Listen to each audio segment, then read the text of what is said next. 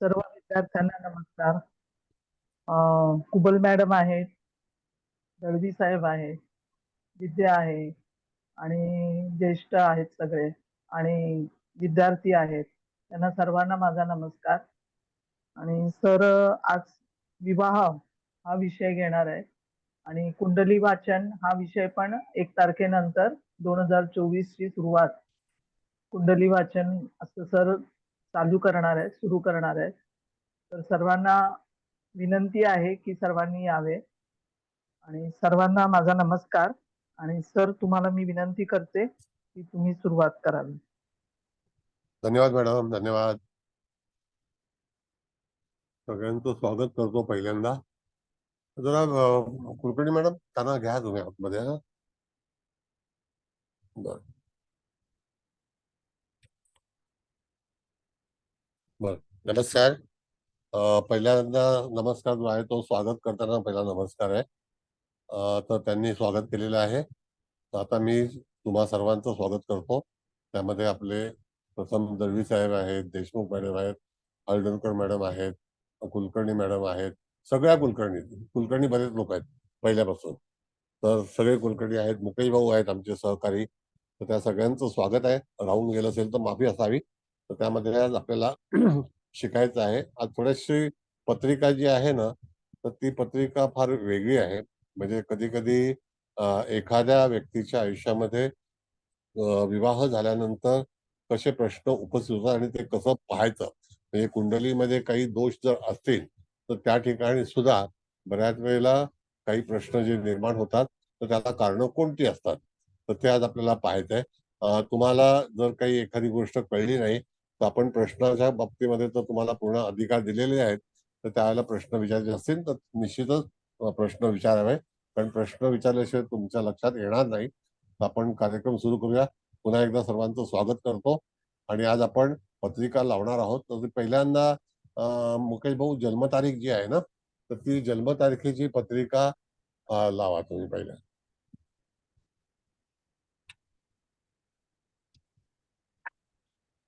बघा याच्यामध्ये 1970चा जो जन्म आहे तो त्या ठिकाणी आपण बघितलं तर तो कोणाचा आहे, बघितलं का? तो मुलीचा आहे. स्त्रीच आहे.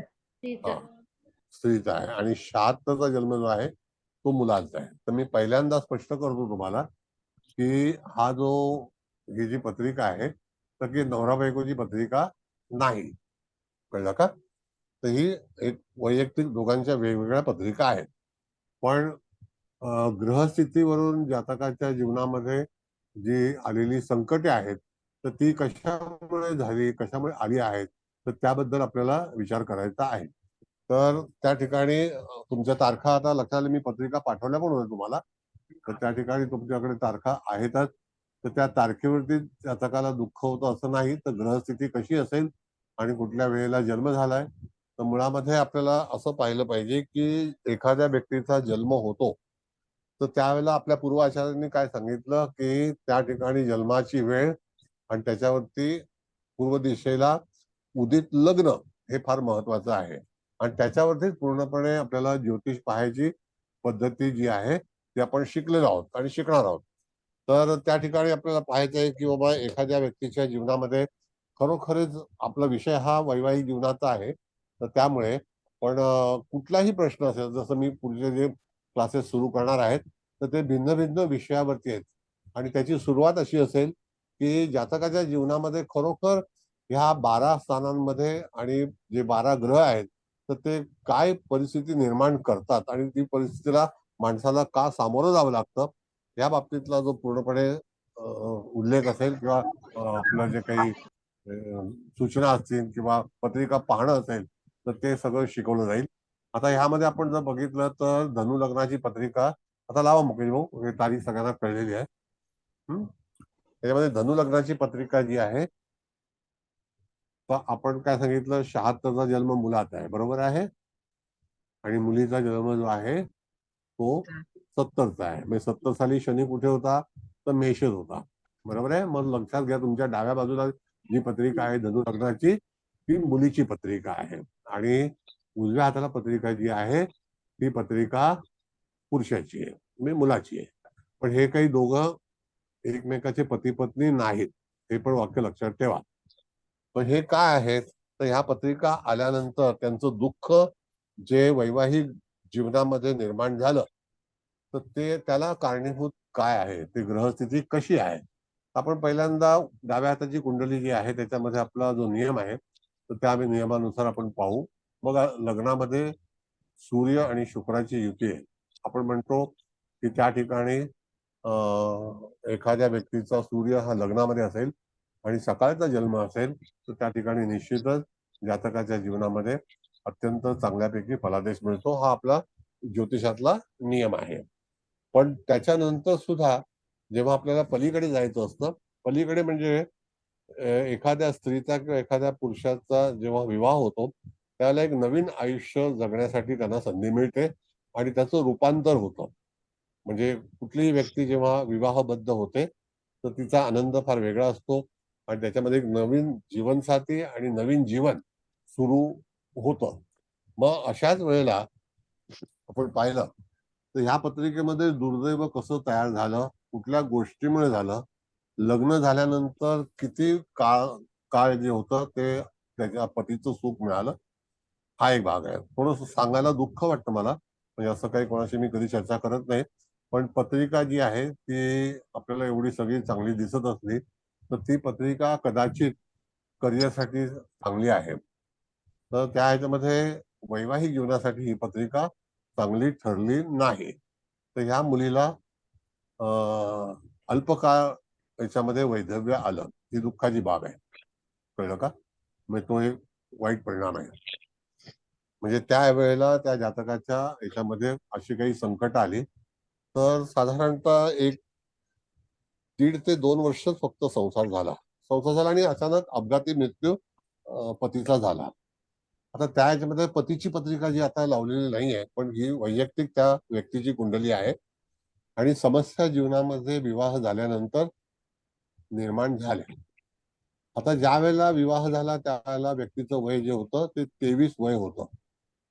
तर 23 वय काढतेवेळी आपल्याला पाहायचं आहे की 24व्या वर्षी गुरु जो आहे तो पूर्णपणे कुठे येतो, तर तूळ राशीमध्येच येतो 24व्या वर्षी. कळलं का? पण त्यानंतर जेव्हा लग्न झालं त्यावेळेला दशमातून गुरुचं भ्रमण सुरू होतं. आता जर 23वा वय असेल, 70चा जन्म असेल, म्हणजे 1993चा कालावधी आहे का बघा जरा, नाही का? आणि 93च्या दरम्यान आपण जर पाहिलं, हो तर शनीची जी गती होती ती मकर राशीत होती, हो सर. नाही? बरोबर आहे ना? बरं. हं. म्हणजे कन्येत लग्न जे गुरु. झालं आणि कन्येत गुरु. आता ह्यामध्ये लग्नेश जेव्हा एखाद्या, इथे त्याने योग कशावरती केला असेल आपण जर बघितलं, तर चंद्र आणि बुधावरती योग केला, जो सप्तमेश आहे. Got it? जो सप्तमेश आहे. सप्तमेश कोण आहे बघा मुलीच्या पत्रिकेत? गुरु आहे, बुध आहे ना? बुध आहे बुध. हा, मग कन्येची दृष्टी जी आहे ती धनस्थानामध्ये गेली गोचरीची आणि त्या व्यक्तीचा विवाह झाला. त्यावेळेला शनी कुठे होता? तो मकर राशीमध्ये होता. कळलं? आता असा एक भाग आहे, मी तुम्हाला एक जाणीवपूर्वक सांगतो, अभ्यास आहे हा, की ज्या वेळेला एखाद्या व्यक्तीचा विवाह होतो, प्रत्येकाचा विवाह झालेला आहे आणि होणार आहे असं आपण समजू. पण विवाह जेव्हा होतो त्यावेळेला पुढची जी ग्रहस्थिती आहे ती ग्रहस्थिती आपल्याला लक्षात ठेवणं फार गरजेचं आहे. म्हणजेच त्या ठिकाणी जे विवाह होतात त्याच्यानंतर सगळे जे पापग्रह असतात, उदाहरणार्थ राहू आहे, शनी आहे, त्याच्यानंतर केतू आहे, हे जेव्हा कुठून भ्रमण करीत असतील, तर त्यावेळेला तिथे एखाद्या घटनेला माणसाला सामोरं जावं लागतं. आता जसं तुम्ही बघितलं तर 94 साली शनी जो आहे तो कुंभेला होता. बरोबर आहे? चव्हाण मॅडम? हो सर, हो सर. मग अशा वेळेला मूळचा शनी कुठे आहे? तर नीच राशीत आहे. त्याची सप्तमावर दृष्टी आहे की नाही? हो.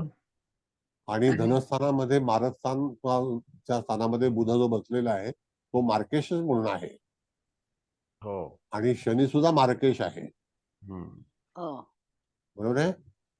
हो आणि त्यांचा केंद्र योग आहे. म्हणजे पत्रिकेच्या डिटेल्स मध्ये आपण जर गेलो तर तुम्हाला लगेच कळेल की मारक स्थानामध्ये मार्केश बसलेला आहे आणि त्याच्यावरती आयुष्यभर शनीची दृष्टी आहे. कळलं? हो सर. आणि शनी पण कोण आहे तर मार्केश आहे. मार्केश. आणि बुध कोण आहे तर मार्केश आहे, नाही का? हो.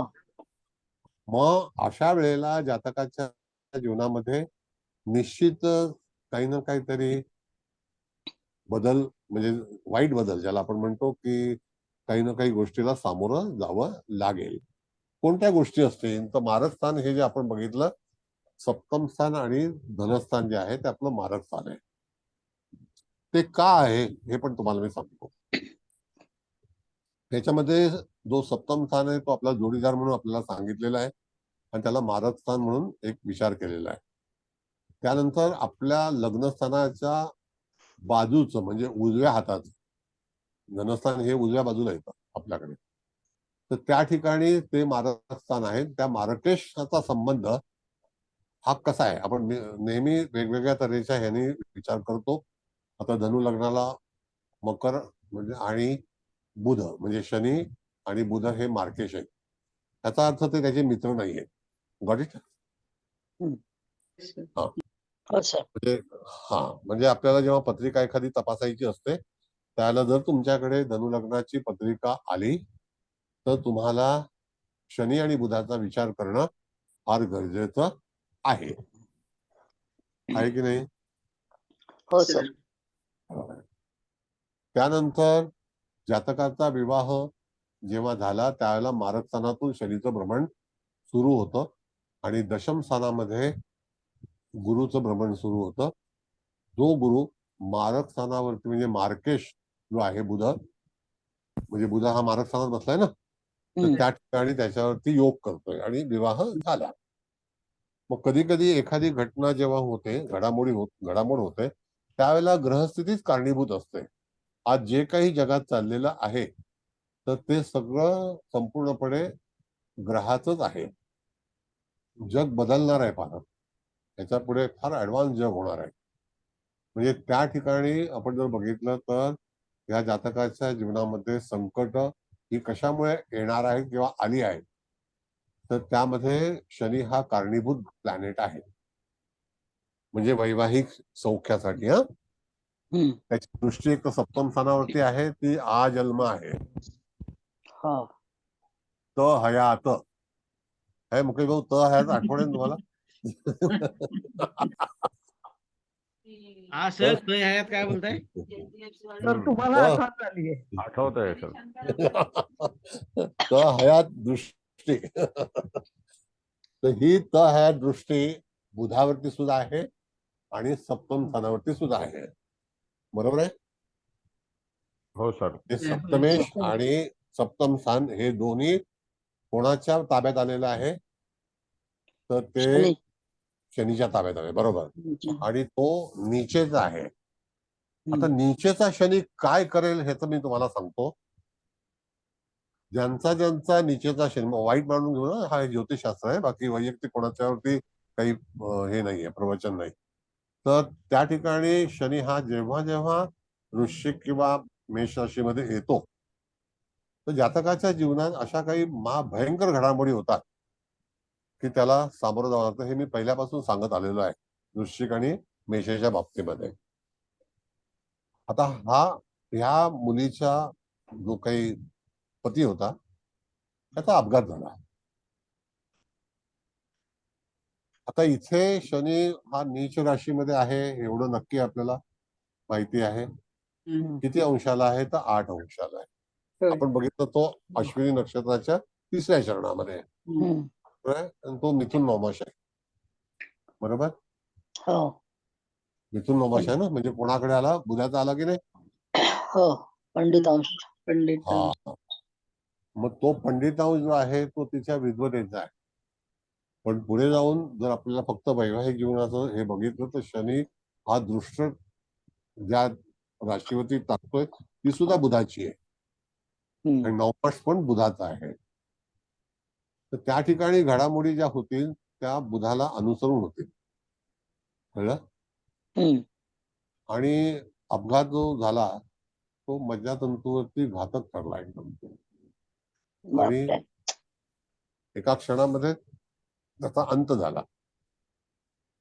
मग आता अशा वेळेला पत्रिका आपण जर जुळवणार असू, पत्रिका आपल्याकडे आली, तर हे फक्त ज्ञान तुमच्या संशोधनासाठी आहे. हा, हे वैयक्तिक कुठलाही विचार नाही किंवा कोणाची पत्रिका आहे असं नाही. तर त्यामध्ये जे जातक आहे त्याला काही तुम्ही कधी ओळखत नाहीत किंवा त्याचं पर्पजली ही पत्रिका मांडलेली नाही, कारण ही दुःखाची बाब आहे. कळलं का? हम्म. मग आता आपण जर पाहिलं त्याच्यामध्ये तुम्ही पहा की मी जे तुम्हाला सगळे नियम सांगितले, तर त्या नियमामध्ये आता मी थोडस पुढे चालतो. नियम लक्षात ठेवा. पुढे जाताना आपण बघितलं तर कुंभ राशीमध्ये जेव्हा शनीचं भ्रमण सुरू झालं त्यावेळेला मंगळ 24 अंशात आहे. बरोबर आहे? हो सर. हो. आणि नेमका त्याच्यावरून शनी जाणार होता, गेलेला आहे. जाणार होता म्हणजे पुढे जाऊन जाणार होता.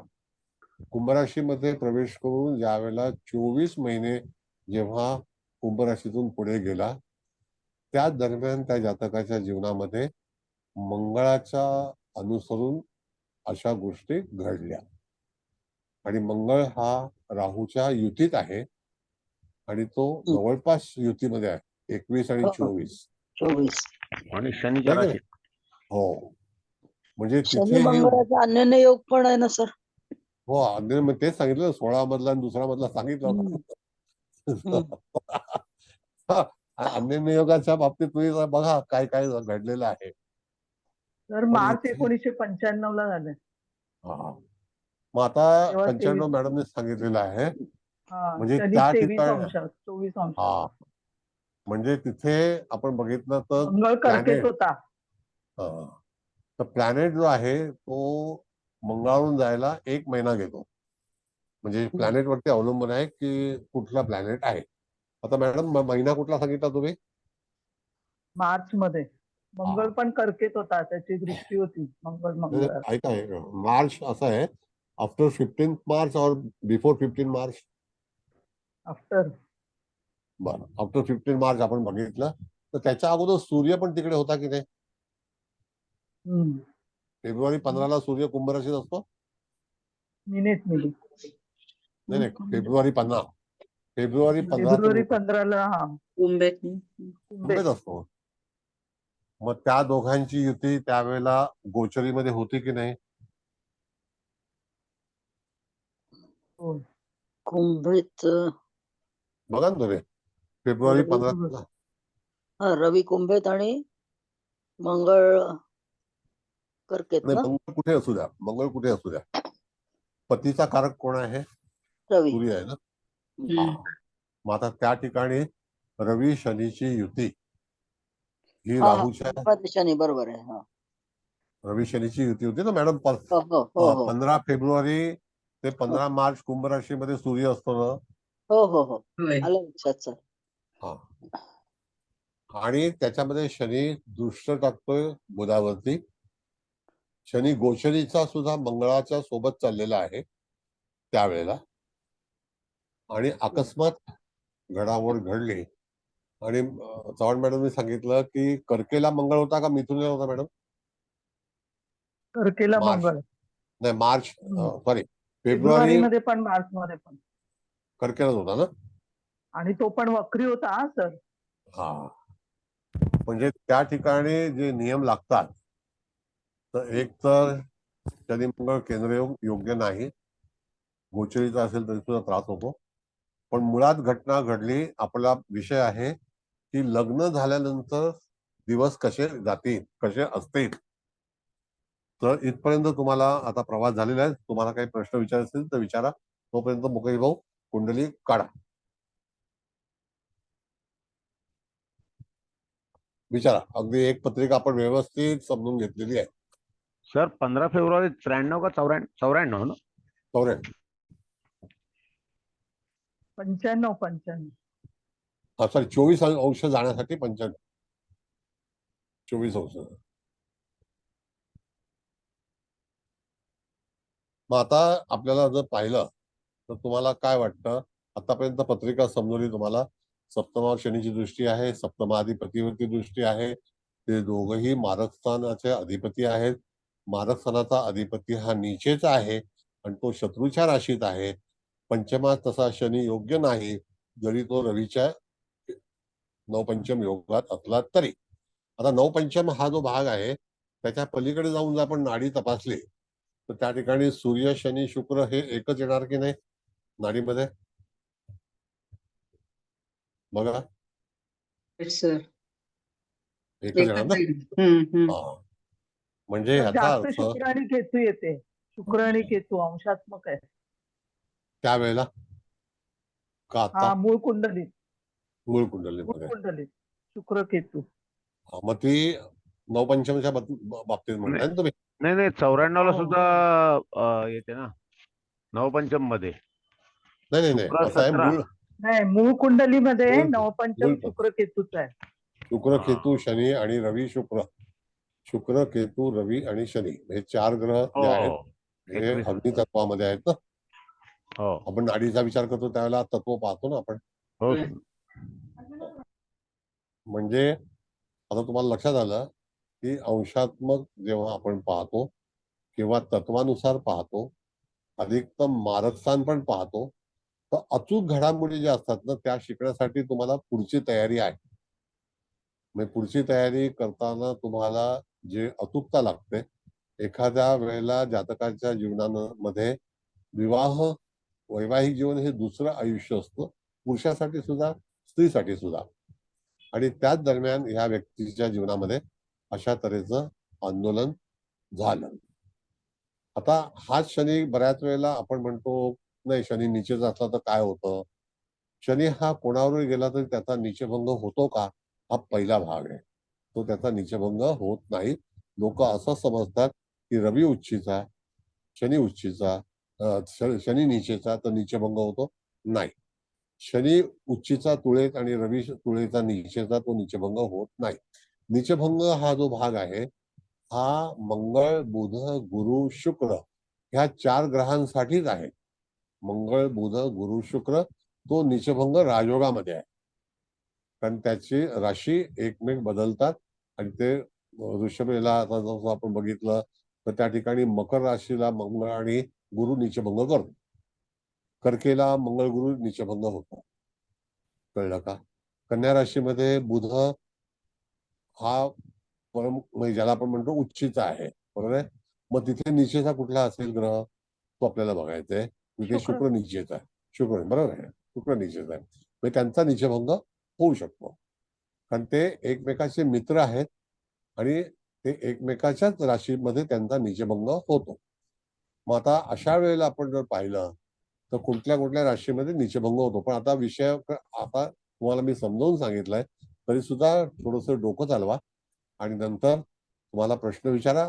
मी तुम्हाला पूर्ण भूमिका जी आहे ती व्यवस्थित समजावून सांगितलेली आहे की कशा कशा गोष्टीमुळे जातकाच्या जीवनामध्ये जी क्रांती होते किंवा आव्हानं होतात, दुःख होतं आणि हे दुःख नशिबात असतं म्हणून असं दुःख होतं. हा त्यातला भाग आहे. विचारा. सर, हा बोला. हा गुरुचा काही म्हणजे दृष्टीचा काही उपयोग नाही कारण गुरु खराबच आहे, त्यामुळे झालं का? नाही गुरु खराब नाहीये. हा गुरु स्वाती नक्षत्र शनीच्या दृष्टीत आणि केंद्रात. नाही तो समसप्तक योगात आहे एकमेकाच्या. It is control by Saturn. कळलं का? पण गुरु हा जो आहे हा लाभस्थानामध्ये आहे. त्याने सप्तम स्थानावरती दृष्टी आहे. आता त्या ह्याच्यामध्ये त्याची दृष्टी जी आपण बघितली तर 5वी दृष्टी राहूच्या मुखात आहे. हो नाही का? 7वी बरोबर आहे. मिथुन राशीवरती आहे हो आणि 9वी केतूकडे आहे. कुठे?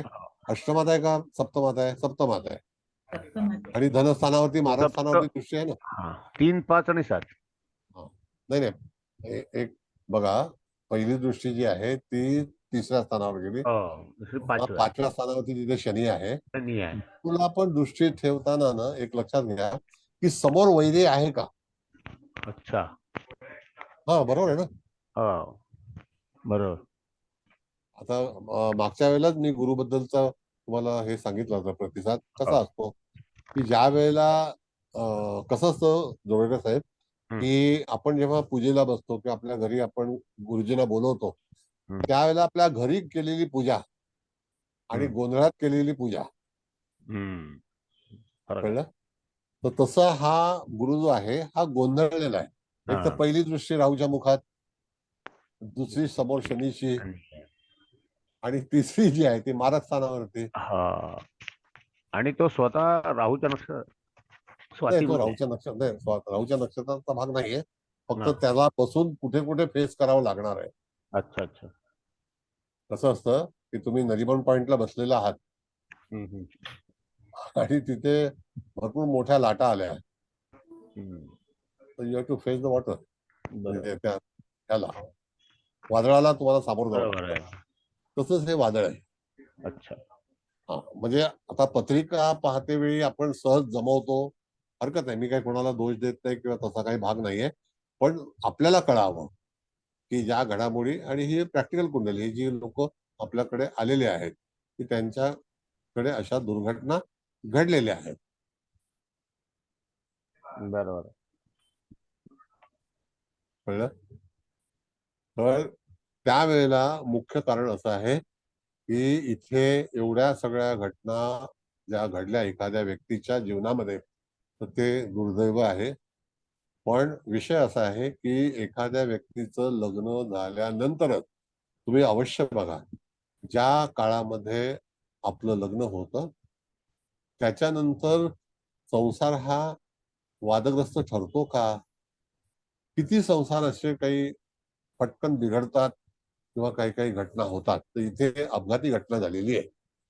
तर लग्न झाल्यानंतर शनिग्रहाचं भ्रमण कालांतराने कुंभ राशीत होतं आणि त्या दरम्यान चव्हाण मॅडमने सांगितल्याप्रमाणे तिथे स्पर्श कोणाला केला, तर मंगळाला केला, गोचरीचा. बरोबर आहे? हो राहू किती अंशाचा आहे? 21 अंशाचा आहे. हो. म्हणजे अगोदर कोणाला भेटला तो? राहूला भेटला. बरोबर आहे? होय. गोचरीचा रवी सुद्धा सोबत होता, नाही का? हो. गोचरीचा हम्म. 5 फेब्रुवारी रवी पण सोबत होता ना. म्हणजे इथे जेव्हा या स्थानामध्ये हे 4 लोक प्रतिस्पर्धी एकत्र आले, आता रवी आला म्हणजे बुध पण आला, शुक्र पण आला, नाही का? हो सर. मग तेव्हा ह्या सगळ्या घटना घडल्या आणि त्या बिचारीवरती किती मोठं संकट येऊन गेलेलं आहे किंवा आलेलं आहे. तर हे कसं पाहायचं आपल्याला? हे काय विधिलिखित आहे. हा, बोला सर. हा शनीची दृष्टी सप्तम स्थानावर आहे. म्हणजे जर का असं बघितलं असतं तर उशिरा लग्न केलं असतं 30 नंतर, तर हे योग टळले असते का? नाही, आता लग्न व्हायचं त्यावेळेला बघा, ते असं आपण जनरली असं म्हणजे शनीची एक राऊंड झाल्यानंतर झालं तर घटना ह्या ज्या आहेत ह्या नशिबात घडायच्या असतात. त्याच वेळेला आपली बुद्धी फिरते किंवा आपलं नशीबच असतं. ऐकत नाहीत लोक. आता मला सांगा की अनिल अंबानी एवढ्या मोठ्या कुटुंबात जन्माला, रक्त फेल का झाला? त्याचं नशीब. नशीब आहे. मग ते आर्थिक दृष्ट्या कमकुवत झाले. मग तसं ह्या व्यक्तीच्या बाबतीमध्ये चांगलं कुटुंब आहे, उच्च शिक्षित आहे, सगळं चांगलं आहे. ज्या घरात विवाह झाला ते लोक चांगले होते, वाईट लोक नव्हते. मी अशा पण पत्रिका पाहिल्या जोगळेकर साहेब की लग्न झाल्यानंतर मुलगा जेवण झाल्यानंतर बोलला मी पान खाऊन येतो, आणि मांडवातून निघाला आणि लगेच अपघात झाला विदिन 2 hours. 2 तासामध्ये लग्न झाल्यानंतर अशी घटना घडणं म्हणजे किती आभाळ कोसळल्यासारखं आहे की नाही? हो सर. मग असं का होतं? तर त्याला ग्रहस्थिती आपल्याला वाचता आली पाहिजे. पण दरवेळेला असंच होईलच असं आपल्याला सांगता येत नाही. पण फक्त खुलासा म्हणून की बाबा हे अशा घटना, एक तुम्हाला संशोधन म्हणून एक रिसर्चचा जो भाग आहे तो तुम्हाला इथे दर्शवत आहे. पण सर आता एक विचारू, म्हणजे हे आपल्याला लक्षात आलं की बा हे असं असं अघटित या पत्रिकेत घडणार आहे, मग आपण अशा वेळी काय सल्ला द्यायचा? सल्ला बघा, आता तुम्ही सल्ला सुरुवातीला असा देऊ शकत नाही, कारण का लोक आपल्याला वेड्यात काढतील. नंबर 1 हम्म. कळलं का? कारण आपण किती जरी हे केलं तर त्या ठिकाणी आपल्याला आपण जे काही टेक्नॉलॉजी शिकत आहोत, आता समजा हा. तुम्ही कॉम्प्युटर सायन्स शिकता तर तुम्हाला सिस्टम शिकवली जाते, हो नाही का? तुम्हाला सर्किट शिकवलं जातं. हो आपल्या पूर्णपणे याच्यामध्ये सर्किट सगळ्याकडे आहे, आपल्या देहामध्ये, हो एव्हरीवेअर. आता मला सांगा, तुम्ही कॉम्प्युटर स्क्रीनवरती बसता किंवा तुम्ही आता मोबाईलवरती आहात, तर त्याचं हो सर्किट कुठे आहे? तर काचेच्या पलीकडे आहे ना. हो मग तसं आपलं सर्किट हे पाठीमागे आहे. हम्म. मास्टर ब्रेन कपाळावरती नाही आहे, मास्टर ब्रेन टाळूच्या खाली आहे. हो आणि छोटे मेंदू जे आहेत ते उजवा आणि डावा, तो डावा जो आहे तो सत्य ठरवतो आणि उजवा जो आहे तो असत्य ठरवतो. हम्म. असे त्याचे नियम आहेत. म्हणजे सगळे जे काही आपल्या शरीरामध्ये पण जी रचना आहे ती सुद्धा कॉम्प्युटर सायन्स सारखीच आहे. हो मग अशा वेळेला आपण कळल्यानंतर सर, आपल्याला कळल्यानंतर आपण चूप बसणं हेही म्हणजे घात आता करणंच आहे आपण की सांगणार कुठल्या नाही, ह्याने? तर असं केलं तर की का? त्या मुलाची जी लग्नेश आहे त्या मुलाचा असं आधीच सुचवलं तर की त्याचा लग्नेश समोरच्याचा बलवान हवा तर होऊ शकतं. त्याची कुंडली आता चांगली पाहिजे आयुर्दायासाठी, अशी कुंडली बघा असं सांगू शकतो आपण. हा, असं सांगू शकतो ना. हम्म.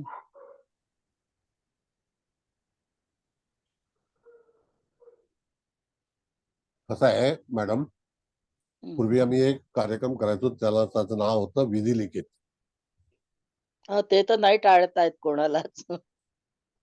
आपल्याला विधी लिखित काय होणार आहे आणि माझा पुढचा 2024चा जो काही कार्यक्रम असेल तो असाच असेल की विधी लिखित घटना कशा पाहाव्या. जरा बरोबर. वाक्य मला पुन्हा आठवण करून द्या, हरकत नाही, कारण का आपण काय काय करणार आहोत पुढे. तर त्याकरता म्हणून इथे हे विधी लिखित आहे. You can't. हा बोला. सर, या पत्रिकेमध्ये सप्तमेश आणि अष्टमेशाची युती धनस्थानात चंद्र आणि बुध ते पण एकमेकाला शत्रूच मानतात अगदी आणि खरं आहे. शनीची दृष्टी त्याच्यावर, त्यामुळे ही पत्रिका आधीच अशुभ म्हणून मानता येईल का? नक्की नक्की, फार चांगला शोध आहे. Very good, very good. म्हणजे त्या ठिकाणी अष्टमेश हा चंद्र आणि सप्तमेश यांची युती नसावी हा एक नियम आहे. आता षष्टेश हा कोण आहे? तो बुधाचा मित्र आहे, पण तो मारस्थानात नसावा, नाही का? येस. आता धनु लग्नाच्या बाबतीमध्ये तुम्ही म्हणाल फार चांगली पत्रिका आहे, लग्नी रवी आहे आणि तिथे शुक्र आहे, तेजस्वी आहे, सुंदरता आहे, लक्झरियस आहे, चांगल्या कुटुंबात जन्म आहे, विद्वता आहे. पण शेवटी विषय येतो about the 7th house. Sir, पण मग हिचा पुनर्विवाह सुद्धा सजेस्ट करणं योग्य नाही, कारण शनीची सप्तमा दृष्टी आहे. नाही, त्या मुलीने ठरवलं की नाही मला लग्न करायचंच नाही परत, कारण एवढं दुर्दैव बघितल्यानंतर कसं आहे, अटॅचमेंट असते काही कुटुंब, ते म्हणतात नाही ठीक आहे, आपण जसं ठेविले अनंत तैसेचे राहावे. पण दुसरं लग्न केलं तरी तोच प्रकार आहे ना, शनीची सप्तमावर दृष्टी आहे, ग्रहस्थिती हीच राहणार आहे. बरोबर, बरोबर, खरंय. बापरे, किती दुर्दैव. मग हे कसं ओळखायचं? आपला हा जो क्लास आहे हा एक व्याकरण पण आहे, प्रॅक्टिकल पण आहे. जसं त्यांनी सांगितलं आता की सप्तमेश अष्टमेश हे दोघं एकत्र मारक स्थानात आलेले आहे, त्याचा अर्थ त्या ठिकाणी निश्चितच संकटे येणार. सर, दोघांच्याही लग्न कुंडलीला मृत्यू षडाष्टक पण आहे ना?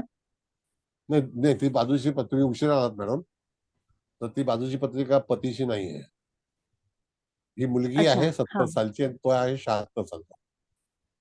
मुलीचं हा, ओके. दोन्ही सॉरी. पत्रिका घेतल्या.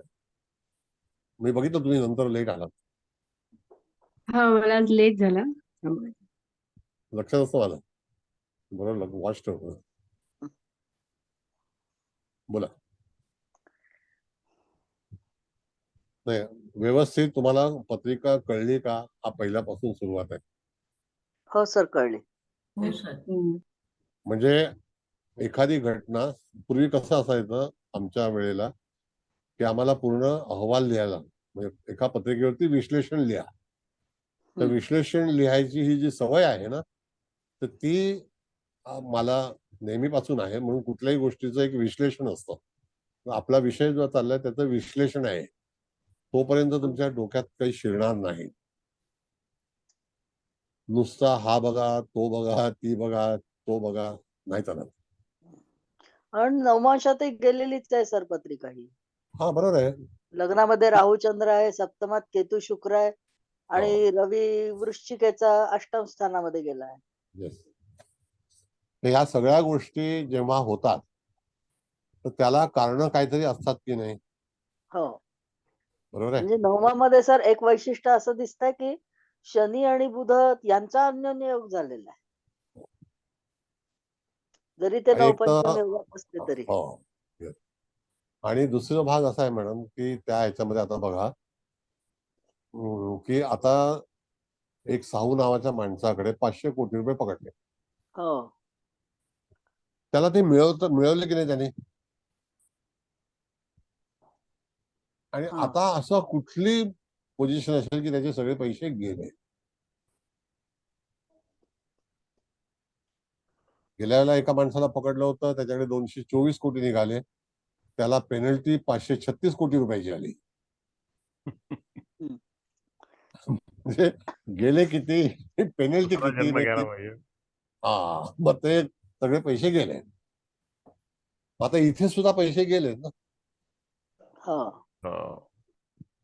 मग ते पैसे कमवायला किती वर्ष लागले असतील, जायला किती वर्ष लागली? आता तर सोनं तपासायची मशीन आणली, ग्राउंड मध्ये फिरवत आहेत. हो.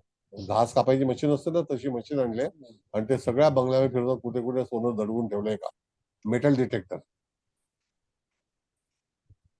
तसा तो गोल्ड डिटेक्टर आहे.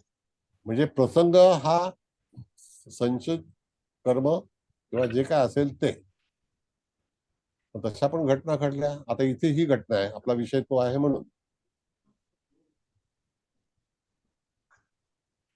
बोला, आणखी काय हरकत नाही, तुम्ही विचार करा आणि सांगा, मग आपण पुढच्या पत्रिकेकडे वळू. चंद्रकुंडलीकडून सुद्धा गेली आहे सर ही पत्रिका. म्हणजे बरोबर आहे. तिन्ही कुंडल्यांमध्ये, म्हणजे तिन्ही याच्यामध्ये गेलेलीच येते. कुठूनच अशी सावरल्या जाते असं दिसत नाही. म्हणजे मुख्य दुःख जे निर्माण झालं ते लग्न कुंडलीवरून आपण बघितलं हो. आणि चंद्रकुंडलीवरून बघितलं तर चंद्राच्या धनात राहू आणि मंगळ आहे. मंगळाला आहे. बरोबर आहे की नाही? हो. आणि व्ययामध्ये आता रवी शुक्र गेले. Yes yes. आता तुम्ही जे सूत्र सांगितलं ना मॅडम, ही सूत्र आहेत सगळी, हो. त्याला सूत्र म्हणतो आपण. तर त्या ठिकाणी ही जी सूत्र जर आपण लक्षात ठेवली तर रवीपासूनची सूत्र आपण पाहतोय, लग्नापासून पण पाहतोय, कारण लग्न तेच आहे ना, रवीच आहे म्हणून. आणि त्यानंतर चंद्राचं मारकस्थान आपण बघितलं तर मंगळ राहू आहे ना. हो. मग चंद्रापासूनची पण सूत्र आपल्याला पाहणं अत्यंत आवश्यक आहे. जो आज तुम्ही विषय सांगितला, म्हणजे तुम्ही जो विचार केला, तो निश्चितच अंमलात आणणं गरजेचं आहे. अगदी सावकाशीने घ्या. बघा, एक एक एक एक उलगडा तुम्हाला निश्चित होऊ शकतो. म्हणजे कुठूनच रिलीफ नाहीये कुठल्याच कुंडलीमधून, बिलकुलच नाहीये. मग आता एखाद्या वेळेला समजा अभ्यासक्रमामध्ये आपल्याला ही पत्रिका आली, पत्रिका सोडवायची आहे, तर सोडवताना हे मुद्दे जे सगळे जसं तुम्ही सांगितले, तर ते मुद्दे सुद्धा आपल्याला लक्षात येणं गरजेचं आहे की नाही? हो सर. दुसरी गोष्ट की तुम्ही दिलेल्या उत्तरावरती मी कधीच ऑब्जेक्शन घेत नाही, लक्षात घ्या. माझी ती सवय नाहीये. मी उलट तुम्हाला सांगतो की नाही, सांगा तुम्हाला काय कळलं. त्यांनी सांगितलं सप्तमेश अष्टमेश, आता तुम्ही सांगितलं चंद्रापासूनची पत्रिका. हो. मी तुमच्याशी सहमत आहे, ऍग्री विथ यू. एखाद्या गोष्टीला आपली पसंती देणं पण फार महत्वाचं असतं. त्याला दरवेळेला विरोध करणं म्हणजे तुम्हाला काय येतंय असं बोलणं चुकीचं आहे. नाही नाही सर, आम्ही चुकत जाऊ ना, असं थोडीच आहे. नाही, पण तुम्ही चुकला नाहीत तर मी तुम्हाला मुद्दामून चुकवू का सांगा? नाही तसं नाही. नाही नाही असं आहे आम्हाला जेवढं समजलं तेवढं बोलतो आम्ही. कधी कधी काय असतं माहितीये का मॅडम, की काही वेळेला असं असतं की लोक हा बहुत आगे की बात मत करो, बहुत आगे मत बढ़ो, म्हणजे त्याचं खच्चीकरण ताबडतोब होतं. हा, बरोबर आहे.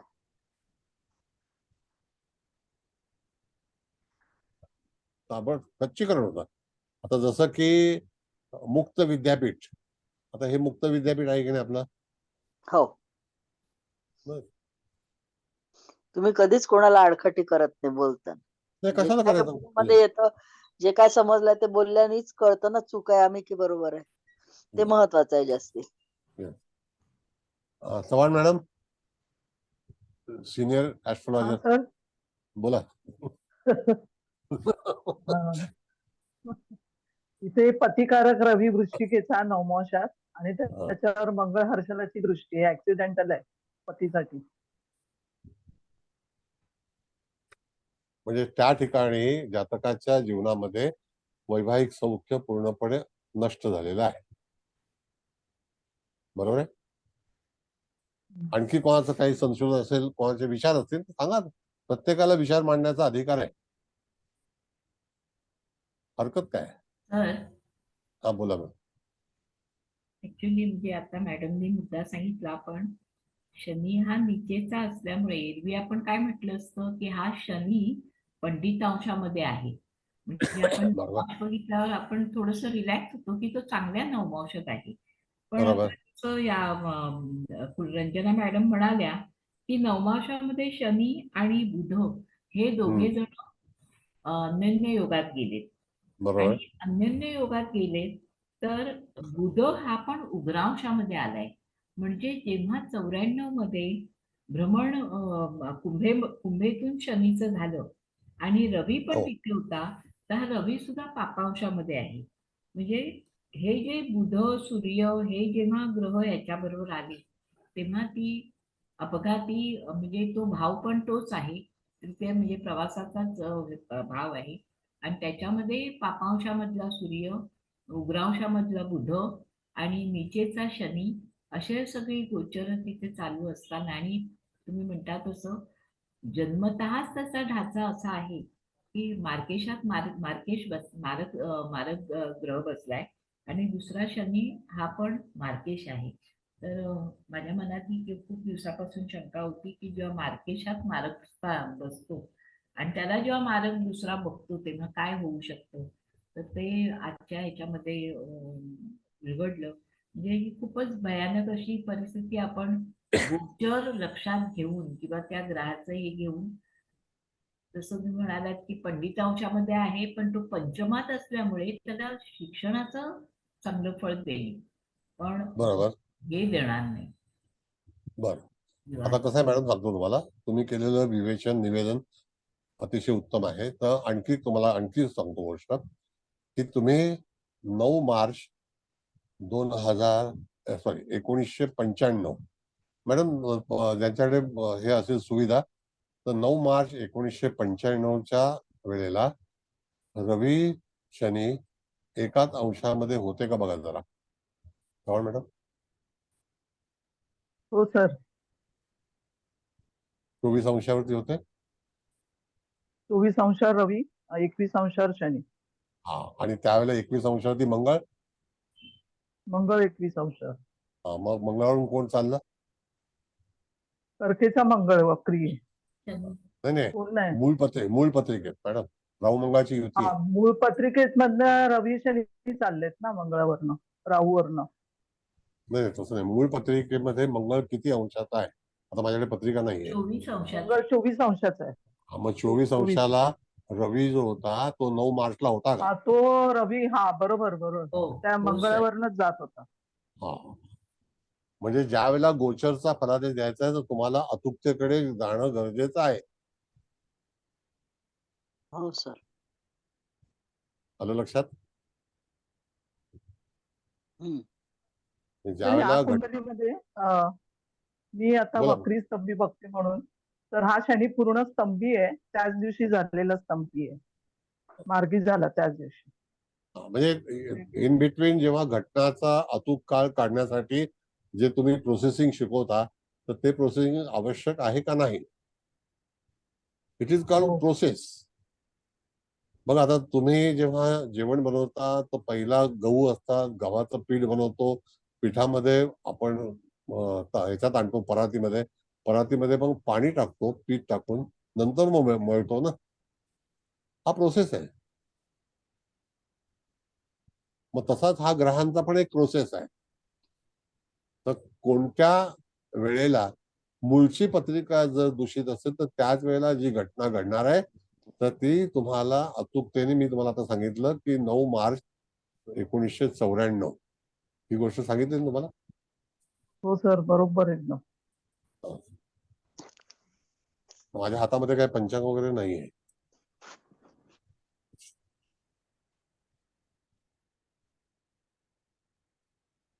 अशा गोचरीने होणाऱ्या, जेव्हा आपलं मूळचं नशीब चांगलं असतं त्यावेळेला यदा कदाचित किंवा आपल्याकडे अध्यात्म चांगलं असेल तर एखादी घटना जी आहे तर ती निश्चितच विसर्जित होते, म्हणजे ती येत नाही. पण काही हरकत नाही, आता हे सगळं घडतं तर त्याचं ते आपण शिक्षण घेतो.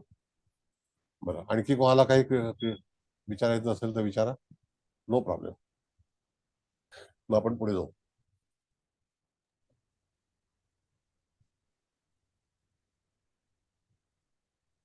सर, हा, बोला. समजा हे तिसऱ्या स्थानाच्या ऐवजी, पराक्रम स्थानाच्या ऐवजी ही युती असती, तर त्याला अपघाताचा प्रसंगाच्या ऐवजी दुसऱ्या कोणत्या तरी नोकरीसाठी, समजा 6ष्ठ स्थानात किंवा 9ष्ठ स्थानात असं जर काही असतं तर त्याला नोकरी किंवा ह्याच्यासाठी आर्थिक नुकसान अशा भिन्न गोष्टीसाठी त्याला तिथे सहन करावं लागलं आपल्या.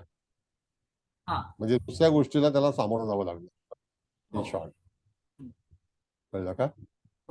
पण सविस्तर आपण जर बघितलं मॅडम तर सविस्तर आता तुम्हाला भूमिका लक्षात आली असेल. तुम्ही पण प्रसंग जे आहेत ते कथन केलेले आहेत.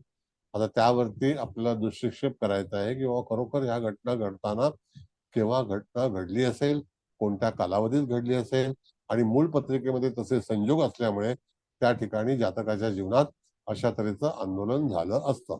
पण याला मुख्य कारण म्हणजे असं आहे की मंगळ राहूच्या युतीमध्ये गोचरीचा शनी जेव्हा तिथे सहभागी झाला लग्न झाल्यानंतर, आणि आपला प्रमुख विषय तोच होता की लग्न झाल्यानंतर जातकाच्या जीवनामध्ये कशा घटना घडामोडी घडतील, आणि प्रत्येकाने आपापल्या विषयामध्ये जे तुमचं विवाह कधी झाला असेल त्यावेळीची ग्रहस्थिती अवश्य पाहावी आणि त्याच्यावरती विचार ठरवावा.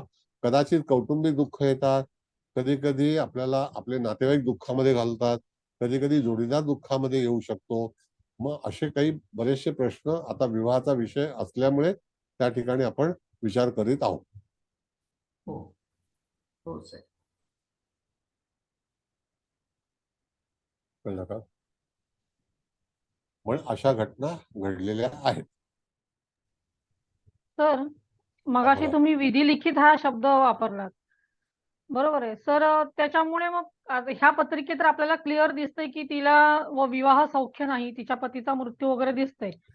पण त्या पतीच्या पत्रिकेमध्ये समजा नसतं, पण तशाच जोड्या जुळल्या जातात, हे विधिलिखित आपण म्हणू शकतो का? कारण त्याचं जर आयुष्य असतं तर तो गेलाच नसता ना. आता भाग असा हे आहे जे मॅडम, विधिलिखित आपण जो शब्द वापरला की नाही, की त्या जोड्या तशाच जुळल्या जातात म्हणूनच तर हे घडून येतं, तसं नसतं तर घडलंच नसतं ना. बरोबर. कसं आहे, आता एखाद्या वेळेला समजा आपण शिकलेलो आहोत की बाल अरिष्ट, हो, बाल अरिष्ट. हो, आता बाल अरिष्ट जे आहे हे चंद्रामध्ये होतं, अष्टम स्थानाशी संबंधित. होय.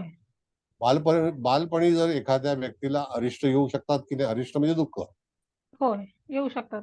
आणि त्याच्यातून तो जेव्हा जातो पुढे, हो, तुम्ही अवश्य पहा बालअरिष्ट योगाचा जो फुल फॉर्म आहे त्याच्यामध्ये जातकाच्या जीवनामध्ये जर चंद्र अडचणीत असेल तर अशा वेळेला जातकाच्या जीवनावरती अगेन अँड अगेन वारंवार काही ना काहीतरी अरिष्ट ज्ञानम, ज्याला आपण कुंडली शिकलो होतो पहिला, तर अरिष्ट ज्ञानम मध्ये या गोष्टी सुचवलेल्या आहेत.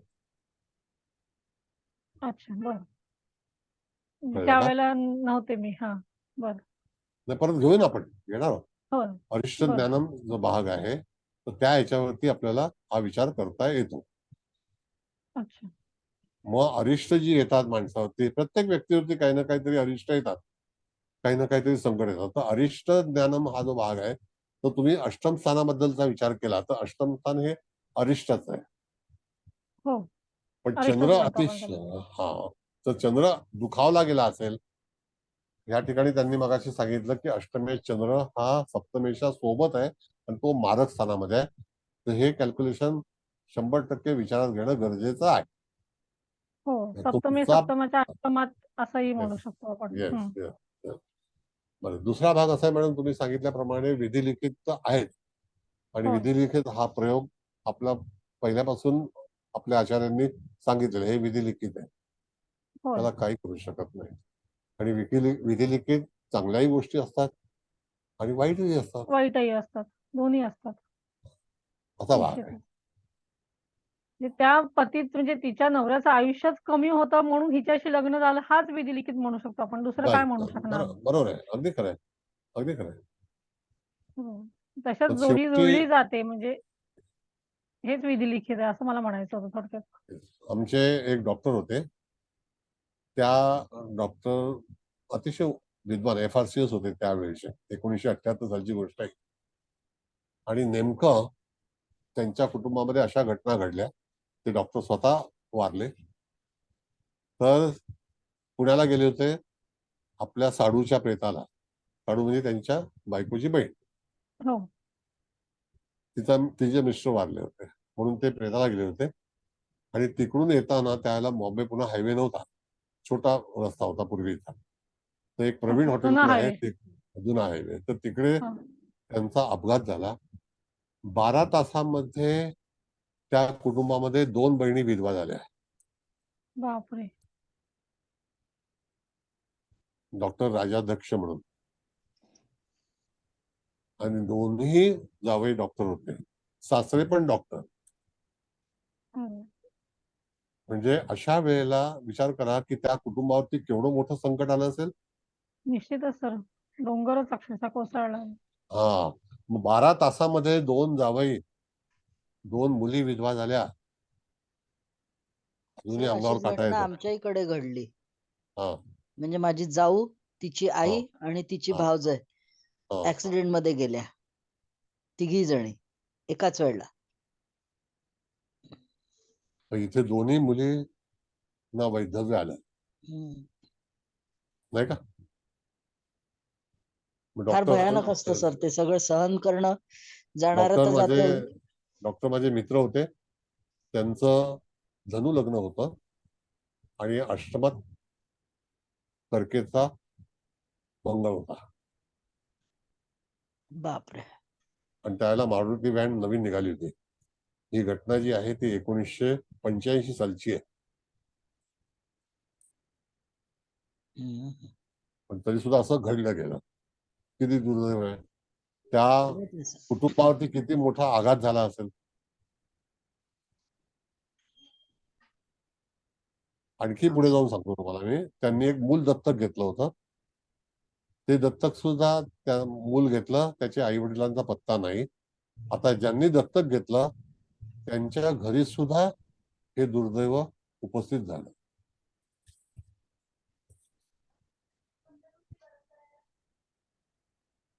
काय करणार तुम्ही? काहीच नाही. सर एक विचारू बोला बोला. गुरु म्हणजे धनुलग्न आणि म्हणजे नवमामध्ये 9व्या घरात रवी सिंहेचा शनी म्हणजे पंचमात शनी काय म्हणतात सिंहेचा शनी आहे. आणि जवळच तिथे 11व्या राहू आहे का? स्थानात कन्येला राहू आहे का? नाही, राहू दुसऱ्या धनस्थानात. मेष राहू दशमात आहे. हे दशमाचा राहू धनस्थानात आहे. एक मिनिट, व्यवस्थित पत्रिका. आवाज तुमचा भरपूर येतोय. कोण आहे? त्यांच्याकडून आतून घरून आवाज येतोय सर. टीव्हीचा वगैरे कसला तरी आवाज येतो आतून. आवाज. हा तर परत मी सांगते एकदा. सर मी एकदा सांगते थांबा. तुमच्या घरून आवाज येतो मॅडम. मॅडम कोण बोलतोय? आवाज नाही, येतो. कोण कमी बोलतोय आपण? केला मीना केला वाणी, कमी मीना केला वाणी. आवाज. हो सर, मला एक फक्त थोडक्यात विचारायचंय. विचारू का? वैयक्तिक प्रश्न नाही. नाही वैयक्तिक नाही. धनु लग्नाचीच पत्रिका जर असेल आणि जर 9व्या घरात शनी असेल आणि 11व्या घरात एक मंगळ लक्षात घ्या. शुक्र असतील.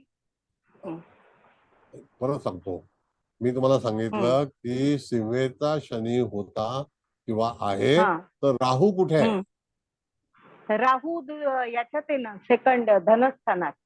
धनस्थानामध्ये राहू गेला धनु लग्नात, तर मकर राशीतला राहू आला ना. हो मकर आहे. मग बरोबर. त्यावेळेला साल कोणतं होतं? कोणाचं? जन्म ज्याचा राहू झालाय तर. दशमातला. अहो धनस्थानामध्ये राहू सांगताय तुम्ही. हो ना. कन्येला राहू होता का असं मी विचारतोय तुम्हाला. नाही, 2009 नाही. साल असेल. मॅडम नाही सर, कन्येचा राहू नाही. कन्या 2 मिनिटं थांबा जरा. 2 मिनिटं थांबा.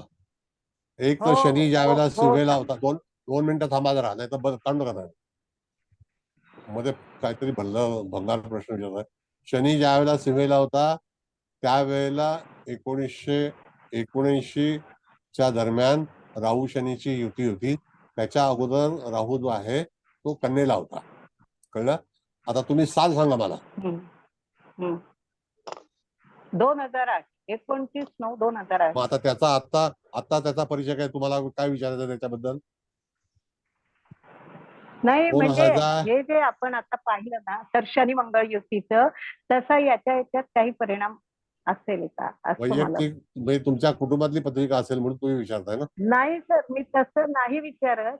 मला फक्त शनी मंगळचं विचारायचंय की हा पत्रिका प्रश्न कोणत्याही कुंडलीत पहिली असतो. गोष्ट, हो मग तो प्रश्न येऊ शकतो. तुम्ही काहीतरी भलत्याचकडे रस्ता घेऊन जाताय. तुम्ही वाट चुकलाय. बरं, मध्ये असे प्रश्न विचारू नका. ठीक आहे. मूळचा प्रश्न बाजला राहतो. आपण काय समजवतोय, तुम्ही हा वैयक्तिक प्रश्न झाला ना. कळलं का? बर, चला आता दुसरी पत्रिका घ्यायची आहे. हो सर. चला, कोणी वैयक्तिक प्रश्न विचारू नका. कोणाचा राहू तिथे आहे, कोणाचा गुरु तिथे आहे, ते करू नका. आता ही पत्रिका बघा, कर्क लग्नाची. मुकेश भाऊ पत्रिका लावा जरा, आपण त्याचा स्टडी करू. ही मुलाची पत्रिका आहे.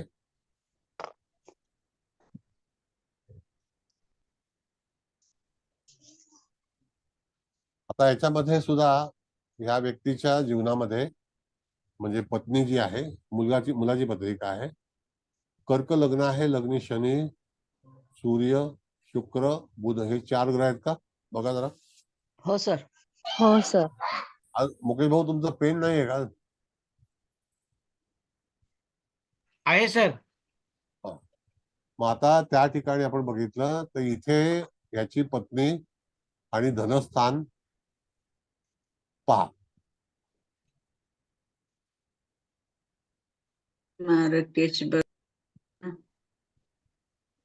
मार्केश लग्नात शनी सोबत.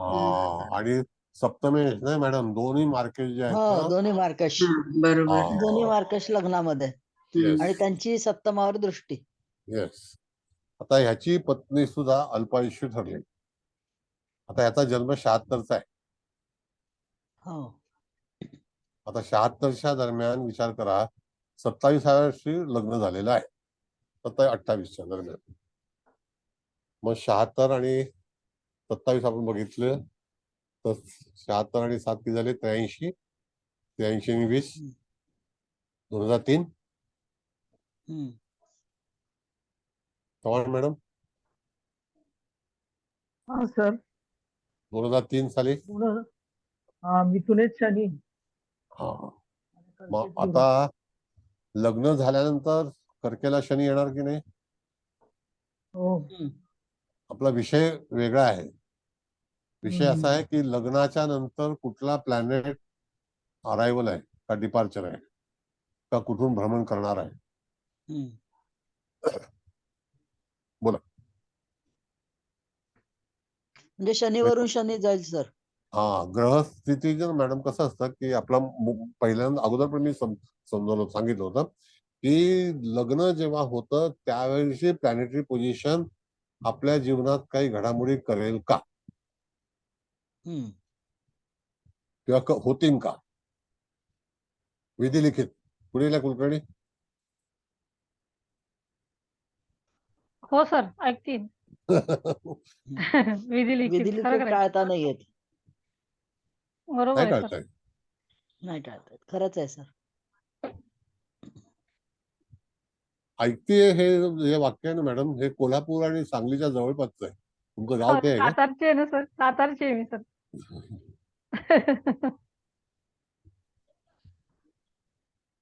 सर या बरं, ठीक आहे. कुंडलीचा मी एक प्रश्न विचारू. बोला. सर या कुंडलीत जन्म जर अजून एक 6-7 दिवस अलीकडे झाला असता तर रवीची स्थान बदललं असतं तरी हा प्रॉब्लेम आला असता. हो, स्थान बघा, अगोदर गेलं असतं तर रवी कुठे असता तर मिथुन राशीत असता, नाही का. म्हणजे त्यावेळेला रवी एंटर झालेला आहे आणि रवी 6 अंशाचा आहे. आता कर्क राशीमध्ये जेव्हा रवी 6 अंशाचा असतो त्यावेळेला तारीख 23 ते 24 जुलै तारीख आहे का बघा, मला लक्षात नाही आता. 22 जुलै आहे. 22 जुलै आहे. मग आता त्या ठिकाणी आपण समजा 6 दिवस मागे गेलो किंवा 8 दिवस मागे गेलो तरी सुद्धा मिथुनेला सूर्य होणार, पण शनी सूर्याची युती नसणार. पण मंगळ हलतोय का. 15 डिग्रीचा मंगळ असेल.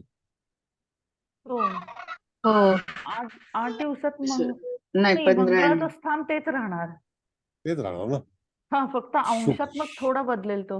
हा, शुक्र हलतोय का बघा, 13 अंशाचा बुध आहे आणि शुक्र जो आहे तो 15 अंशाचा आहे. हलेल का. नाही, स्थान नाही बदलणार, फक्त रवीचं स्थान बदलेल. हा, फक्त रवी. नाही, बरोबर आहे तुमचं शोध आणि विचारणं बरोबर आहे. म्हणजे त्या ठिकाणी आपण जर असा तरचा विचार केला तरी सुद्धा जातकाचा जन्म झालेला आहे आणि त्याच वेळेला त्याच्या जीवनात काही घटना घडल्या. आता ही घटना घडते वेळी आपल्याला गोचरचा विचार केला आपण की किती कालावधीनंतर शनी जो आहे तो त्या ठिकाणी कर्क राशीमध्ये प्रवास करणार आहे. म्हणजे त्या ठिकाणी लग्न झाल्यानंतर 2.5 वर्ष शनी जो आहे तो लग्नस्थानामध्ये वास्तव्य त्याचं असेल. त्यानंतर पुढे जाऊन तो परत मारकस्थानामध्ये जाणार आहे आणि तिकडे त्याचा शत्रू आहे. बरोबर आहे. बरोबर सर, बरोबर आहे. त्या ठिकाणी तो शिवेला जेव्हा शनी जाईल तर शिवेला शनी जो आहे तो 1977च्या दरम्यान त्या ठिकाणी आलेला आहे. आणि त्याच्यानंतर 97 मॅडम कधी आला. 2008 ला आले चव्हाण मॅडम. 78 ला आला असेल ना सर. 2008 ला मॅडम. 2008 ला शनी जो आहे तो त्या ठिकाणी सिंह राशीत आगमन झालेलं आहे. पहिल्यांदा लग्न झाल्यानंतर काय घडलं हे तुम्हाला मी सांगतो. एक तर शनी हा आजाराचा कारक आहे. झाल्या प्रतिसाद शून्य. लग्न झाल्या प्रतिसाद शून्य.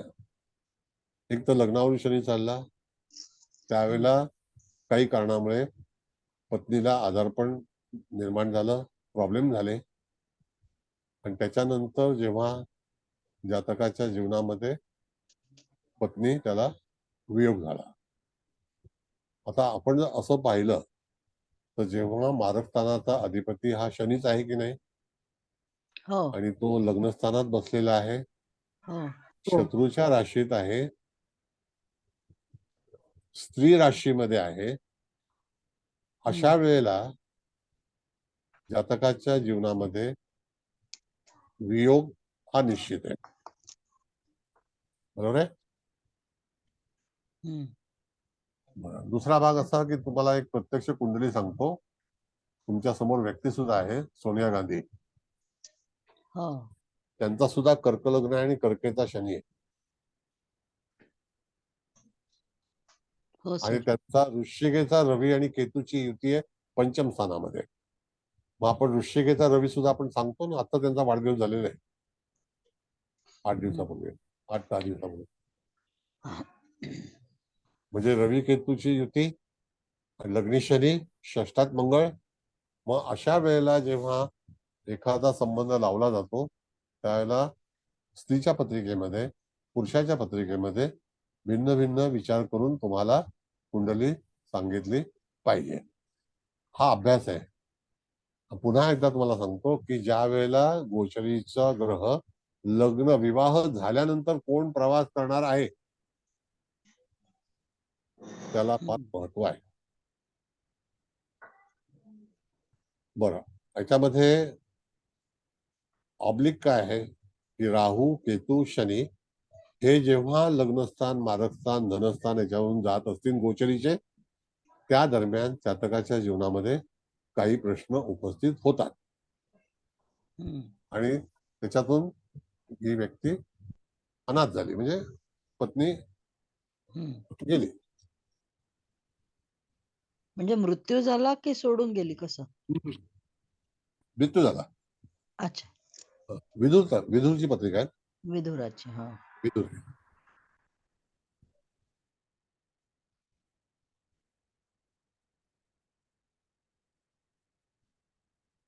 नाही का?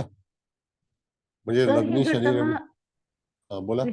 ही घटना लग्नानंतर किती दिवसांनी, म्हणजे आधीच्या साधारणतः पत्रिकेत? 3-4 वर्षांची झाली. ओके. मी सांगितलं मोमेंट जी आहे ती शनीची 2008 साली सिंह राशीत होती. हो. कळलं का? पण दुसरा भाग असा आहे ना मॅडम, रुक्मिणी मॅडम, की जेव्हा लग्न झालं त्याच्यानंतर शनीने प्रवेश केला. कुठे केला? तर त्या ठिकाणी लग्नामध्ये केला. बरोबर आहे? हो. इथे तो 2.5 वर्ष त्याचं भ्रमण होतं. हो. त्याच्यानंतर 2.5 वर्षानंतर भ्रमण कुठे सुरू झालं? तर धनस्थानामध्ये. हो. बरं, 2.5 वर्षाचा प्रवास करते वेळी मूळचा शनी शुक्राची युती आहे. हो. रवी हा आरोग्याचा कारक आहे. हो. जर समजा लग्नी रवी आहे तर जातकाला स्वतःला अनारोग्य होईल किंवा जातकाला आरोग्याशी झुंजावं लागेल. त्यांनी अथक प्रयत्न केले पण पत्नी नाही राहिली.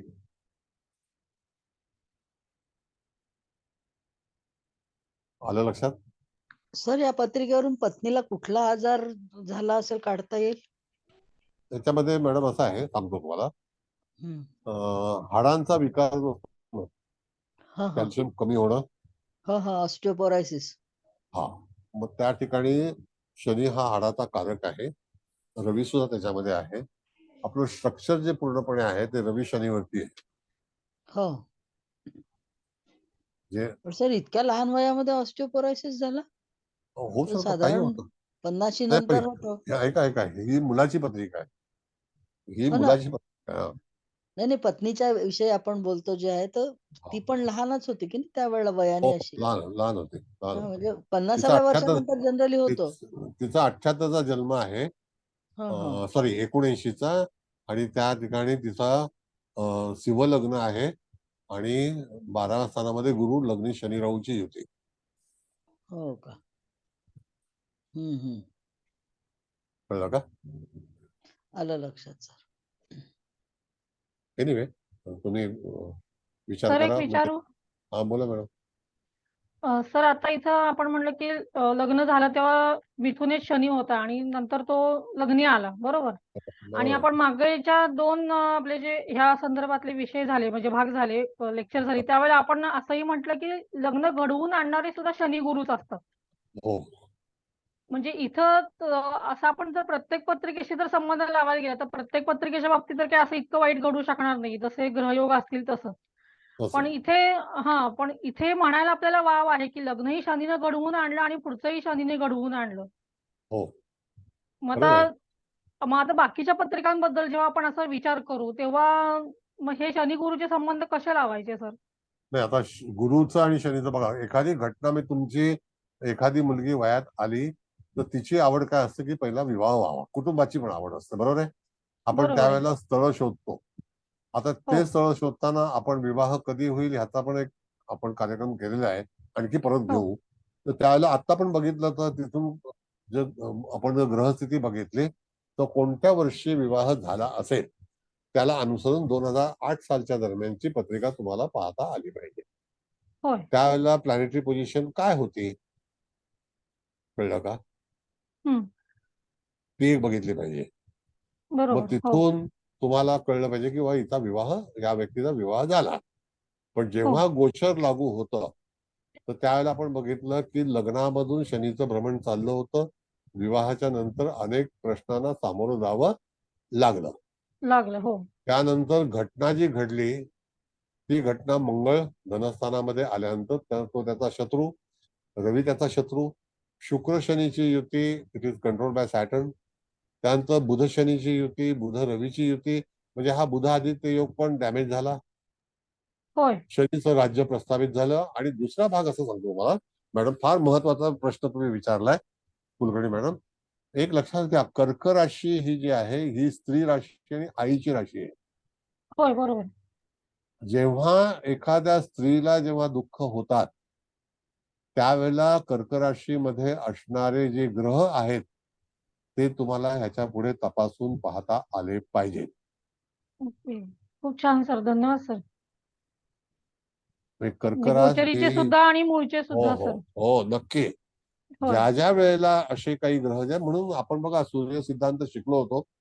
त्यावेळेला तिथे सांगितलं होतं की असा असा भाग आहे तर त्याच्यातून कशी निर्मिती होते. आणि ही कर्कराज जी आहे ती अति महत्वाची आहे. म्हणजे राजा आणि राणी, राजा म्हणजे सिंह सूर्य. आणि हो. राणी म्हणजे चंद्र. हो. जेव्हा अशी ग्रहस्थिती असते त्यावेळेला जातकाच्या जीवनामध्ये एखादं स्त्री दुःख हे जन्माला येणार. येणार. थांब बरोबर सर. थांब थांब. बरोबर सर. खूप छान सांगितलं सर. म्हणजे हे काही धन्यवाद नियम आहेत सर. ना, बघा मॅडम कसं आहे होय. की जे काही नियम आहेत तर त्या आपण सांगितलं किंवा कुठलं त्याच्यामध्ये नियम लागू होतो तर तो नियम शिकणं गरजेचं आहे. नुसतं मी तुम्हाला वाचस्पती डिग्री दिली आणि वाचायलाच काय आलं नाही तर काय उपयोग आहे. बरोबर आहे सर. मुकेश भाऊ पत्रिका काढा. धन्यवाद सर. धन्यवाद. म्हणजे तिथे तुम्हाला अशा तऱ्हेने विचार करून पत्रिकेचा जो भाग आहे तो ठरवता आला पाहिजे. दर्जा, भाग म्हणजे दर्जा, ही पत्रिका काय करेल. आणि नियम हे नियमच असतात. त्यात तुम्ही आणखी होय एक सर. विसरलात की चतुर्थामध्ये जो राहू आहे तो तूळ राशीचा आहे होय.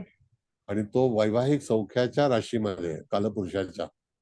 बरोबर तिथे सर. जर राहू येणं हे चांगलं ऍडवायझेबल नाही. नाहीये. म्हणून हे होय सर. सगळं विधिलिखित आहे. मनुष्य केव्हा जन्म घेतो, केव्हा दुष्काळात जातो, किंवा कधी प्रसंगात अडकतो, कधी तो फार प्रश्नामध्ये येतो. अनेक प्रश्न आहेत. हे असं का होतं. अनेक लोक दगावतात, कधी कधी जखमी होतात, कधी अपघात होतात. मगाशी मॅडमने सांगितलं त्याप्रमाणे कुटुंब जातं. काही वेळेला अनेक ठिकाणी अपघात होतात. तर कशामुळे होतात. तुम्हाला ही ग्रहस्थिती शिकणं किंवा हे वैयक्तिक जीवनामध्ये सुद्धा अशा घडामोडी होऊ शकते.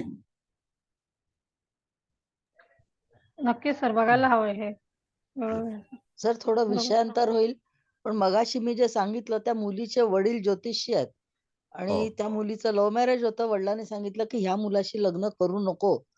हा तुझ्या पत्रिकेनुसार मृत्यूयोग आहे, याच्याशी तू करू नको, दुसऱ्या कोणाशी कर. पण ते करीन तर याच्याशीच वगैरे. आणि अक्षरशः लग्नानंतर 15व्या दिवशी ती मुलगी गेली. हो नो. म्हणजे वैवाहिक म्हणजे सौख्य विधिलिखित तुम्हाला नाही टाळता येत. तिचे नाही वडील जेव्हा भेटायला आले होते तेव्हा ते म्हणे की झालं, आम्ही जे सांगितलं होतं त्याच्याप्रमाणे घडलं. म्हणजे किती दुर्दैव. नाही भयंकर. आयुष्य मॅडम एवढं महत्वाचं आहे ना. हा श्वास जो आहे खरंच आहे सर. त्या श्वासामध्ये किती आपल्याकडे तो श्वास उपलब्ध आहे. खरंच आहे. म्हणून आयुष्याची गणना करताना तुम्ही जर पूर्वीचे एक बाबा महाराज सातारकर म्हणून होते, आहेत हो मला हो वाटतं. तर ते जेव्हा आयुष्याची गणना सांगायचे, ज्ञानेश्वरीवरती त्यांचा फार कमांड होता. हा अजूनही आता असेल, नुकतेच गेले ना ते. आता वारले ते. हा कमांड होता एक. मग काय आहे की आयुष्याचं हे जे कमांड आहे, तर त्या श्वासावरती तुम्हाला, म्हणून तर आपल्याकडे मेडिटेशन आहे. जास्तीत जास्त तुम्हाला श्वास जो आहे तो थांबवता आला पाहिजे, कारण श्वासाचा सुद्धा स्टॉक करणं गरजेचं आहे. खरंच आहे सर. माणसाला दम लागतो म्हणजे तो श्वास अतिरिक्त करतो, वापरतो. बरोबर आहे सर. आणि श्वास हा जो आहे हा गुरुकडे आहे, असं आहे. म्हणून काही वेळेला फेफड्यांचे वगैरे अस्थमाचे जे आजार होतात, त्याला कारण की जर यदा कदाचित गुरु दूषित झाला असेल, तर त्यावेळेला जातकाच्या जीवनामध्ये दम लागणं, जे काही हे असतं त्या गोष्टी 100% बरोबर आहे सर. मी स्वतः अनुभव घेते अस्थमाच्या याचा. हा, गुरु मार्गी होईपर्यंत बरं वाटणार नाही पूर्णपणे. असे नियम आहे ते. हा बरं, तेच एनिवे नियम आता आहे. मुकेश भाऊना मला क्लास द्यायचा आहे, तर खूप तुम्हाला छान काय झाली सर. आज दोन्ही पत्रिका एकदम सुंदर झाल्या. धन्यवाद तुम्हाला. तर आणखी काही बोलायचं आहे तुम्हाला? तर तिथे समारोप करायचा आहे. कुबल मॅडम आहेत. चव्हाण मॅडम, तुमचा प्रतिक्रिया काय आहे? तर खूप छान झाला क्लास, एकदम डिटेलिंग. दोन्ही पत्रिका छान झाल्या. म्हणजे मी सुंदर. तुमच्याकडे ज्योतिष शिकवायला योग्य आहे ना? काय सर? ठीक आहे. एनिवे, खूप छान. हा, तुम्हाला काही विचार मांडायचे आहेत? बोला, कोणाला काय अभिप्राय द्यायचा आहे? अन्यथा मग समारोप करतील मॅडम. दिसत नाही सर कोणाची इच्छा. ठीक आहे. हलदणकर मॅडम बोलतायत. हा, हलदणकर मॅडम बोलतायत काय ते. बोला. मुकेश सर, इच्छा नाही. सरांचे जे काही शिकवतायत ना त्याच्या पुढे बोलायला शब्दच नाहीयेत सर. पण शेवटला असं आहे की आपण आपल्याला थोडंसं काहीतरी पार पाडला पाहिजे जबाबदारी. खरं आहे सर तुमचं. पण ते इतकं सर हा. ज्ञान देतात की नाही ज्या लेवलचं सर, की आमच्याकडे त्या समारोप करायला किंवा सरांचे आभार मानण्याचा शब्द नाहीये सर. ठीक त्यामुळे आहे. ठीक आहे. फक्त नमन हलदणकर सर मॅडम. तुम्हाला, बाकी काही नाही. बस बस एवढा तरी चिकार झाला मॅडम. सरांसाठी एवढे शब्द चिकार झाले. धन्यवाद सर. बरं, धन्यवाद. बोला हलदणकर मॅडम. नाही, दोन्ही पत्रिका या खूप अंतर्मुख करणाऱ्या आहेत. आपण बऱ्याच गोष्टी शिकतोय, पण हो. शिकताना बारकावे आणि पुढील आयुष्यात येणारी गोचरची स्थिती ही मार्केश जर दोन्ही म्हणजे दोन घरातले मार्केश आणि मारक स्थानात असणारे ग्रह याच्यावर पुन्हा आज चौथं पाचवं लेक्चर तुमचं असेल की मारक स्थान आणि मार्केश हे किती गंभीर घटना घडवून आणत असतात. तर याविषयी इतका आम्ही म्हणजे आपण आधीच्या लेक्चर्समध्ये इतका डिटेल अभ्यास केला नव्हता, पण आता विवाहाच्या स्वरूपात बघताना मारक स्थानं ही खरोखरच झोडून काढतात. तेव्हा त्यांच्याकडे आपण दुर्लक्ष करून चालणार नाही.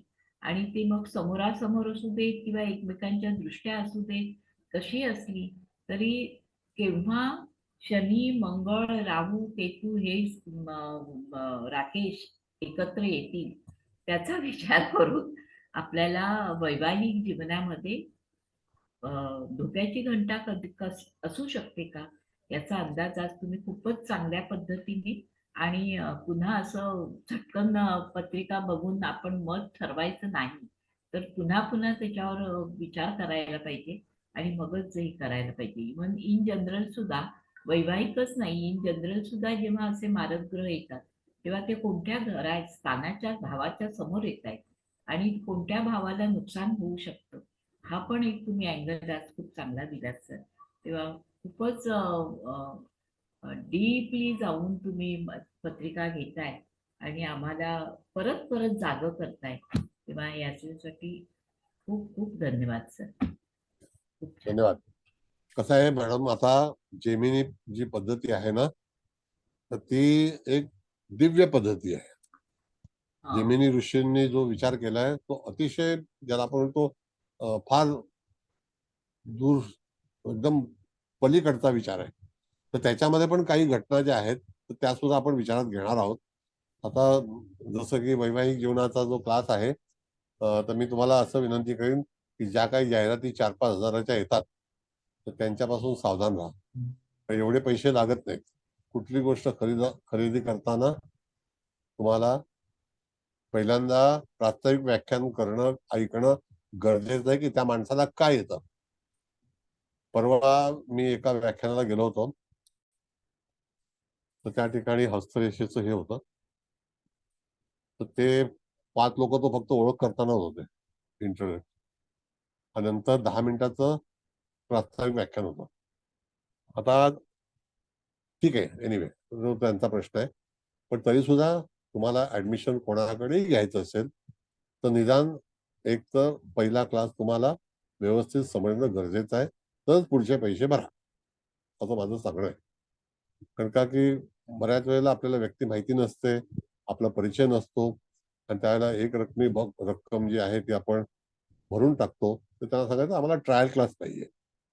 आपण जर कपडे ट्रायल करून घेतो तर ज्योतिष का नाही ट्रायल करायचं,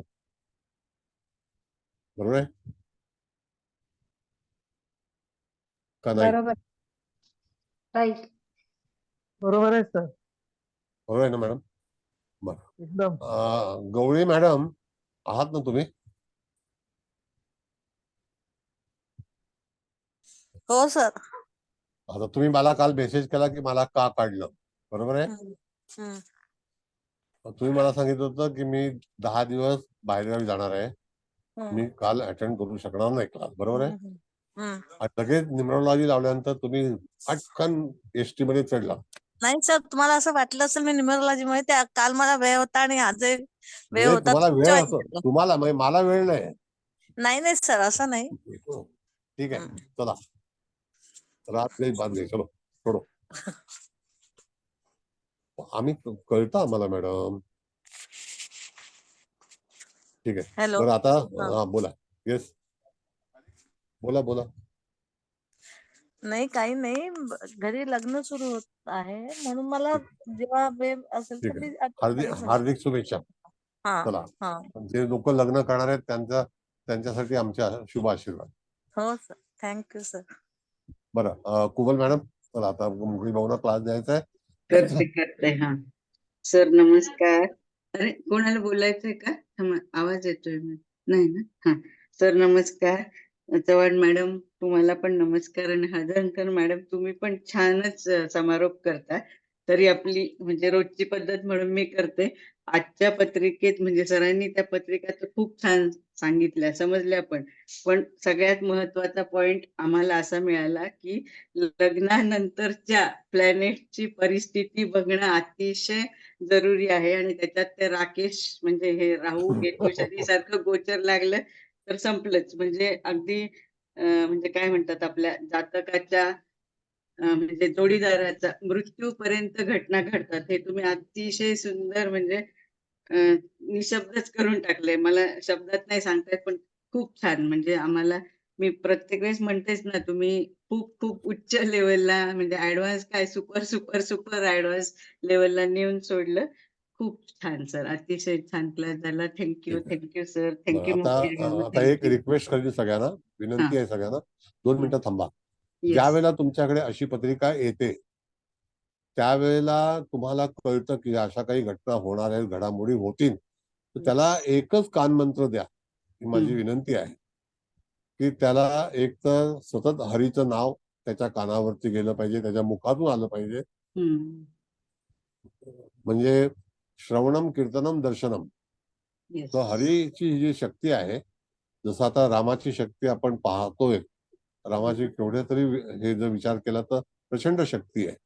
मग ते परमेश्वर जो आहे तर त्याचं जर उपासना केली तर तुम्हाला कधीही कुठलंही संकट, जरी प्लॅनेट दूषित असतील तर तुम्ही त्या तुमच्या जातकाला सुचवा की तुला हा उपाय केला पाहिजे, पत्रिका असं सांगते, तर थोडस काळजी घेण्यासाठी हा मंत्र फार महत्वाचा आहे. आणि श्रीरामामध्ये प्रचंड शक्ती आहे, असं आहे. मग देव जर वनवासात जाऊ शकतो, म्हणजे विचार करा की किती परमेश्वराने, भगवंताने स्वीकारलेलं आहे. तर तसं त्या रामाला वंदन करून तुम्हाला पुन्हा एकदा गुड नाईट करतो. आणि त्या ह्याच्यामध्ये रामनवमी पण आहे, रामाचा विचार आता मोदी साहेब करणारच आहेत. तर एनिवे तुम्ही आता Thank समारोप you. केलेला आहे, पण Thank सर्वांना you. विनंती आहे की जर अशा काही पत्रिका आल्या तर त्याला सांगा की साधं श्रीराम जयराम जय जय राम असं जरी हे केलं तर त्या ठिकाणी भरपूर काही गोष्टी आपल्यापासून दुःखापासून आपण सावरले जाऊ. एनिवे मुकेश भाऊ तुम्हाला धन्यवाद. थँक्यू. खूप छान कानमंत्र दिलात सर. धन्यवाद सर. थँक्यू सर, खूप चांगलं थँक्यू सर. सांगितलं. धन्यवाद thank you sir. Sir. Thank you sir. Thank you sir. Thank you sir. धन्यवाद. Thank you sir. धन्यवाद सर.